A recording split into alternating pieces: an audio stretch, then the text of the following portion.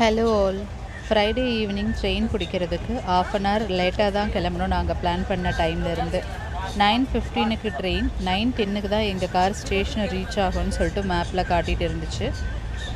Husband கொஞ்சம் ஃபாஸ்ட்டாக போனாங்க.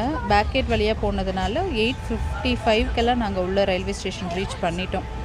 ஸோ எங்களுக்கு கரெக்டாக இருந்துச்சு. நிதானமாக போய் ட்ரெயின் வந்துருந்துச்சு. நாங்கள் போகிறப்பவே கரெக்டாக எங்களோட கோச்சில் கொண்டு வந்து விட்டுட்டு ஹஸ்பண்ட் ட்ரெயின் எடுக்கிற வரலும் வெயிட் பண்ணிகிட்டு இருந்தாங்க. ஸ்ருதி சிவானி வீட்டில் தான் இருந்தாங்க. நான் கிளம்புங்கன்னு சொல்லியும் ட்ரெயின் கிளம்புற வரலும் அவங்க வெயிட் பண்ணிகிட்டு இருந்தாங்க. ரொம்பவே மிஸ் பண்ண போகிறாங்கன்னு நினைக்கிறேன். ஒரு ஆஃப் அன் ஹவரில் படுத்துட்டோம். அடுத்த நாள் காலையில் அப்பா சீக்கிரமாகவே எந்திரிச்சு டீ எல்லாம் குடிச்சிட்டாங்க.